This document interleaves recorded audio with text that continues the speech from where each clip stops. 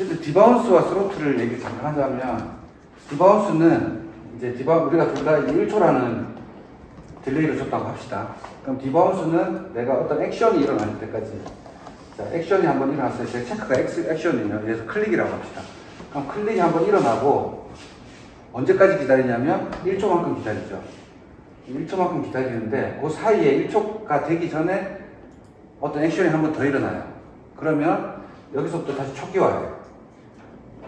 초기화 돼가지고 여기서부터 다시 1초가 되는 거예요. 후에 이제 내가 디바운스에 준 콜백이 실행되는 거죠. 그러니까 계속 내가 1초가 되기 전에 계속 액션을 취했다 그러면 실행 안 되는 거고, 스로틀이라고 하는 거는, 스로틀이 조금 더 헷갈리죠. 스로틀은 뭐죠? 똑같이 1초를 줬다 했더라도 1초 동안 기다리겠죠. 똑같이. 근데 내가 한번 액션을 취했어요. 액션 한번 딱 취했어요. 0.5초에. 1초가 되기 전에. 여기가 1초라고 한다면 1초가 되기 전에 액션 취하면 여기서부터 다시 뭐가 되죠? 얘는 초기화됐어요. 디바운스는. 근데 스로틀은 초기화가 안 되죠. 그래서 계속 이 1초를 유지합니다. 그래서 내가 이 액션을 취해도 씹혀요. 액션 다 씹혀. 근데 씹힌다는 게 뭐냐면 이 실행에 대해서 씹힌다는 거지, 이 시간에 대해서 씹힌다는 거지. 여기서 필요한 뭐 데이터를 내가 푸시하고 있어요. 어레이에 AR를 좀 푸시해 뭐 하고 있어 값을. 그거는 다 들어가겠죠. 액션에서 만약 이런 짓을 했다 그러면. 그리고 1초가 됐을 때 실행을 한번 합니다. 실행을 하고 다시 1초를 또 이제 도는 거죠. 이 사이에 어떤 액션이 막 일어나도 실행은 안 되다가 또 1초가 되면 실행. 1초 동안 아무것도 안 일어나면, 1초 동안 아무것도 안 일어나면 아무것도 안 하겠죠. 왜냐면은 내가 요 타이밍에, 지금 제가 빨간색으로 그리는 타이밍에 뭘 만들죠? 셋 타임아웃을 만들어요. 빨간색이 셋 타임아웃이에요. 그럼 얘 셋 타임아웃 언제 만들었죠? 여기서 만들었어요. 만들었다가 여기서 클리어 타임아웃 했죠. 그죠? 얘는 클리어 타임아웃 했고, 실행할 때 셋 타임아웃이 여기서 다시 이제 셋 타임아웃이 생성되고 1초 지나면 실행되고. 그래서 중간에 클리어 타임아웃이 1초가 되기 전에 어떤 액션이 일어나면 다 클리어 타임아웃이 되는 거고, 얘는 그냥 리턴. 그래서 이 스로틀을, 그러니까 디바운스든 스로틀이든 이제 서버에 많은 요청을 보내는 거. 서버에 요청을 안 보내더라도 내가 클라이언트에서 뭐 어떤 짓거리를 하더라도 도움을 그리는 게 이제 우리가 부담스럽다고 했으니까 도움 그리는 짓을 계속, 스크롤 같은 경우는 내가 한번 쫙 스크롤 할 때 한 수백 번 일어나거든요. 그러니까 그때마다 수백 번을 다 실행해버리면 안 되겠죠. 도움을 수백 번을 그리고 있으면. 우리가 리액트 유저 스테이트, 이건 어떻죠? 콘스트, 뭐, 이게 속에서 어떻게 만들어졌을지 감이 오나요? 제가 이거를, 뭐, 어레이 복잡하니까 그냥 숫자 0으로 줍시다. 그러면 이 스테이트의 주기값은 뭘로 되겠죠? 0으로 줬죠. 유저 스테이트는 어떤 모양일까요, 속에서? 우리, 스로틀, 디바운스 스로틀 어떻게 했어요? 디바운스는 콜백과 딜레이를 받아가지고 뭘 리턴했죠? 여기서 이제 예를 들어서 타이머는 타이머를 주고, 그 다음에 리턴에서 뭘 해줬죠? 함수를 리턴했죠. 내가 어떤 값을 받는다, 뭐 ARGS를 받는다 해가지고 요거에 대한 어떤 처리, 요걸 리턴해 주는 거거든요. 이런 개념입니다. 요 속에 이제 셋 타임아웃이 있는 거고, 근데 여기 보면은 이 부분 있죠, 이 부분. 이 함수가 리턴되니까, 이만큼의 함수가 리턴되니까 이 타이머는 뭐죠? 여기에서 접근할 수가 없죠. 네. 네. 그래서 얘를 접근하려면 우리가 이 타이머 값을 알고 싶으면 밖에서, 디바운스 밖에서 알고 싶으면 어떻게 해야 돼요? 방법이 없으니까 클로저를 쓸 수밖에 없죠. 클로저는 여기서 어떤 함수를, 얘가 리턴하는 함수 속에서 예를 들어서 getTimer라는 걸 줘가지고 이 타이머를 리턴해주면 되겠죠. 네. 네. 이게 만약에 우리가 오브젝트 클래스라고 한다면은 getter를 쓰면 되고, 그죠? 그래서 속에서는 이건 사실은 getter입니다. 어쨌든. 그래서 이 0이라고 지금 초기값을 줬죠. 초기값 준 게 여기 들어가는 거죠. 그래서 코드가 이 모양에서 클로저 모양이구나 라는 걸 우리가 감을 잡을 수가 있죠. 그래서 셋을 바로 못하잖아요. 스테이트 이퀄 1 이렇게 못 주죠. 왜 못 주죠? 스테이트라는 놈은 속에 있는 프라이빗이기 때문에, 리드온리이기 때문에. 리드온리인 이유는 뭐예요? 얘가 게터로 되어 있겠죠. 어쨌든 상태 관리하는 라이브러리가 뭐죠? 가장 대표적인 게 리덕스. 다음에 제가 한번 더 정리해 드릴 텐데, 리덕스. 그 다음에 페이스북에서 만든 게 뭐죠? 리코일이죠. 주스탠다드 있었고. 저는 주스탠다드보다는 그 전에 조타이라고 하는 거를 까지는 봤어요. 여기까지는 써왔는데, 주스탠다드는 안 써봤는데 요번에 봤어요. 그 다음에 또 여기다 안 끼워주면 섭섭한 게 하나 있죠. 뭐죠? 네? 오벡스. 오벡스 있죠? 또 하나 또 서운한 거. 얘는 상태 관리가 아닌 것 같은데 상태 관리인 게 있어요. 제가 많이 믿고 있는 리액트 쿼리. 그래서 리액트 쿼리를 오해하는 분들이 계신데, 리액트 쿼리를 저는 헤비하게 쓰는데, 리액트 쿼리를 서버에 쿼리를 날릴 때, 그러니까 우리가 API 호출할 때만 쓰는 거다, 그렇게 생각할 수 있는데, 그게 아닙니다. 리액트 쿼리는 알파라는 이름으로 패치를 해요. 패치를 서버에다가 API를 콜을 한다는 거죠. 어떤 값을 콜을 했어. 그러면은 이 알파라는 값에 이 패치의 결과가 담기죠. 그 다음에 스테일 타임 있죠. 스테일 타임을 예를 들어서 5초 이렇게 했어요. 그러면 이 패치는 5초 있다 갱신돼요. 그래서 주기적으로 이렇게 갱신되는 데이터들은 이렇게 걸어놓으면 끝나겠죠. 그럼 내가 밖에서 알파를 계속 불러도 갱신된 값이 오겠죠.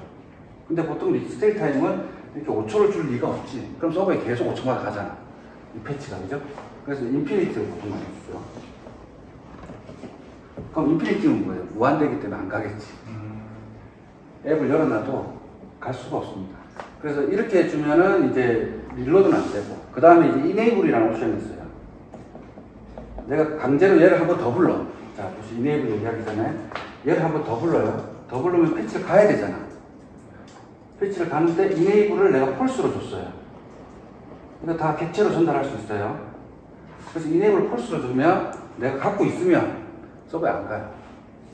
우리가 공통 코드 같은 거, 뭐 이제 그룹이었는데 직원 관리야.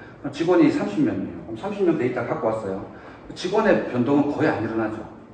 그러니까 이거는 이네이블 폴스로 항상 부르면 되겠죠. 그리고 이 스테일 타임은 전역으로도 지정할 수가 있어요. 그래서 그 시간이 되지 않는 이상은 내가 똑같은 알파를 불러도, 이 함수를 계속 불러도 패치 된다 안 된다? 안 돼요. 이건 상태 관리죠. 이 알파의 상태 관리를 하고 있는 거죠. 그죠? 어디서든 유즈 쿼리 해가지고 쓰면 되니까. 그 다음에 유즈 클라이언트 쿼리라는 게 있어요. 이게 패치가 아니고 비동기적인 게 아니고 그냥 로그인 유저다 이렇게 있으면 현재 로그인 된 사용자의 프로필이 나올 수도 있고, 여기다가 뭐 길동 이렇게 이름이 나올 수도 있잖아요. 그래서 요때 쓸 거예요. 그럼 로그인 할 때 한 번만 받아오면 되죠.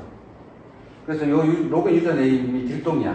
그럼 요 길동을 내가 어디다가, 이거는 지금 이 컴포넌트가 A라는 페이지에서도 컴포넌트를 쓰고, B라는 페이지에서도 쓰고, B 속에 있는 BB라는 폴더에서 쓴다고 만약 가정합시다. 이 이름을. 그럴 수 있죠. 투뎁 속에서도 부를 수 있죠.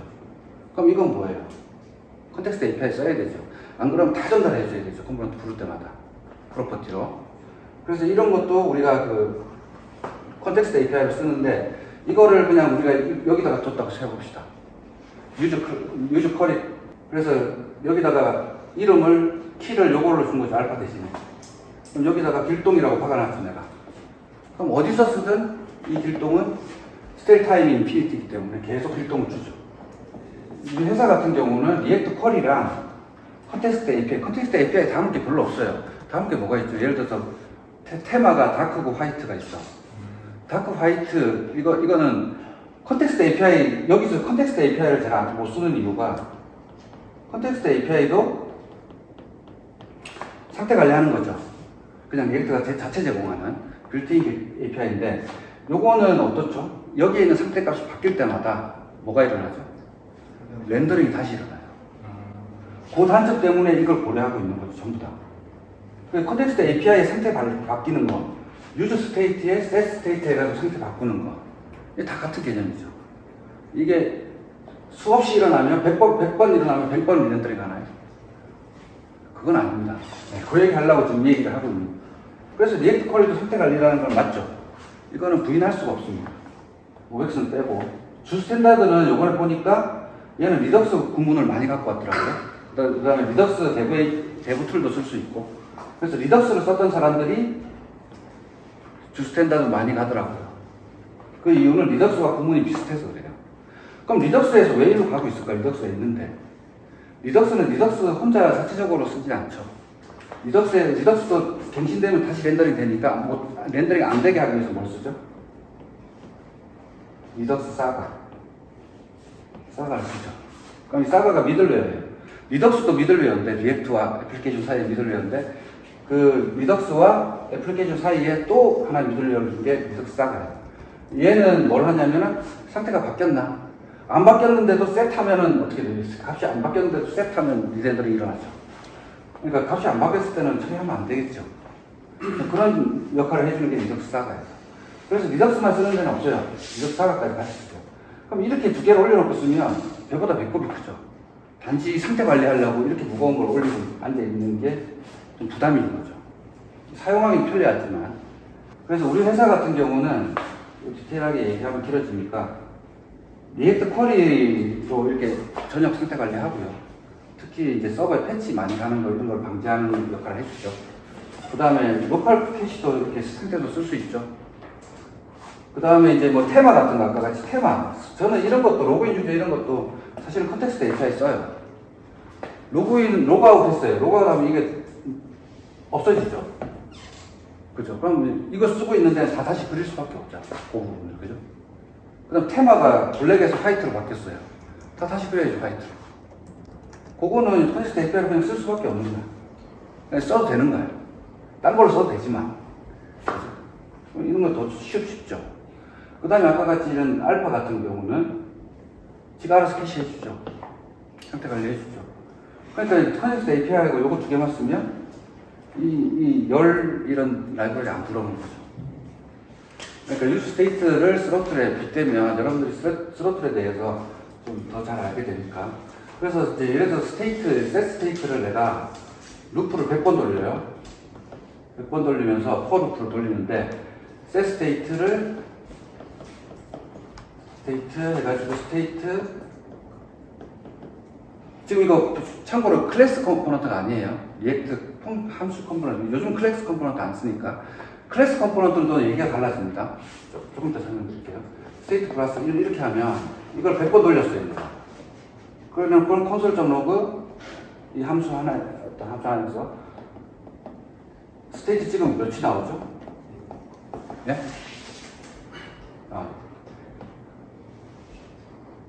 제가 처음 여기 0이었죠.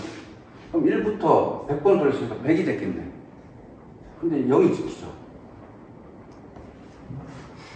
이 스테이트 값은 언제 바뀌냐면 아까 여기에 set state 하더라도 set state에 여기 함수를 불러 아까 클로저 개념에서 set state가 있겠죠. set state가 있고 여기 이제 getter가 있고 get 해가지고 state 이렇게 있겠죠. 그러니까 state는 그냥 이렇게 부르잖아. 그죠? 하지만 여기다 우리가 set 할 수가 없죠. 왜? getter니까. 그래서 우리는 setter라는 걸 뒀죠. 그래서 setter를 두면 setter가 바로 이 set 값, 요 state 값을 let state라고 했던 요 클로저 변수를 바로 1로 바꾸는 게 아니에요. 언제 바꿔요, 얘는? 1로 바꾸는 거는 렌더라는 게 여기서 set state, 우리가 setter 함수 한번 잠깐 볼게요. 예전에 영상도 있을 텐데 이 setter는 set state는 use state의 setter는 상태가 바뀌었죠. 바뀌었으면 뭘 해야 돼요? 화면을 다시 그려야 되죠. 내가 길동을 뭐 일수로 바꿨어요. 그럼 일수라고 다시 그려야 되잖아. 그래서 스테이트는 일수라는 걸 받았죠. set state 일수 이렇게 불렀을 거 아니에요. 그럼 일수라는 걸 받아서 일수로 뭐 해요? 렌더를 일어나죠. 페인트 다시 그리고 그 다음에 다 그렸죠. 그 다음에 여기 있는 언더바 스테이트라는 변수에다가 얘는 스크롤되니까 접근 가능하죠. 여기다가 일수라고 바꾸는 거예요. 됐나요? 네. 그러니까 렌더가 아직 일어났어요? 안 일어났어요? 100번 돌리는 동안에. 렌더 안 일어났습니다. 왜 렌더가 안 일어났을까요? 바뀔 때마다 다시 렌더링 해야지. 1, 2, 3, 4 이렇게 증가한 게 보여야지. 여기다 스로틀을 걸어놓은 거예요. 스로틀. 요 렌더 함수에다 스로틀. 스로틀 몇 초죠? 16ms를 걸어놨습니다. 이 16이 어떻게 나온 건지 모르겠으나 여러 가지 실험을 해봤겠죠. 다양한 디바이스에서 납득할 만한 액셉터블한 시간이 나온 거죠. 그래서 스로틀 16이라고 그냥 준 겁니다. 콜백 이렇게 준 거예요. 그래서 얘는 100번 돌아도 16ms가 안 돌죠. 느린 컴퓨터면 돌 수도 있고, 느린 컴퓨터가 돌 수도 있으니까 느렸다 그러면 렌더가 한번 일어났을 수도 있어요. 중간에. 근데 보통은 이제 16ms 안에 다 도니까 이건 연상할 게 없잖아. 그죠? 근데 이런 경우가 있어요, 실제로. 이거 보니까. 자, 클래스형 컴포넌트에서는 이런 일이 안 생기죠. 클래스형 컴포넌트는 이 스테이트를 어떻게 잡아요? 컨스트럭터에서 그냥 this.state 이렇게 잡죠. 그러니까 이 변수이기 때문에 this.state 뿔뿔이죠, 뿔뿔. 플러스 이꼴 1. 요거죠. 그러니까 이거는 계속 바뀌겠죠. 이 변수니까. 그래서 이 변수를 바로 접근해서 화면에 그리니까 계속 바뀝니다. 그래서 클래스 컴포넌트를 안 쓰는 거예요. 클래스 컴포넌트는 부담이 되죠. 여러모로 부담이 됩니다. 직관적이긴 하지만 부담이 돼요. 그래서 그 함수형 컴포넌트로 가면서 16에서 함수 컴포넌트 가면서 이런 스로틀 장치를 마련한 거예요. 그럼 실제로 이렇게 돼야 될 경우도 있잖아. 실제로 100을 증가해야 되는 경우. 클릭 한 번 했을 때 100을 증가시키고 싶은 경우도 있죠. 그럼 어떻게 해야 돼요, 이거는? 우리가 나중에 유즈 스테이트 할 때 배우겠지만, 여기서 콜백 함수로 주면 돼요. 그래서 프리뷰 밸류를 받아다가, 그죠? 프리뷰에 플러스 1 이렇게 해주면 돼요. 이렇게 해주면 계속 요거 갖고 오죠. 그럼 이 콜백 함수가 언제 호출되죠? 스로틀이니까 계속 쌓인다고 했죠.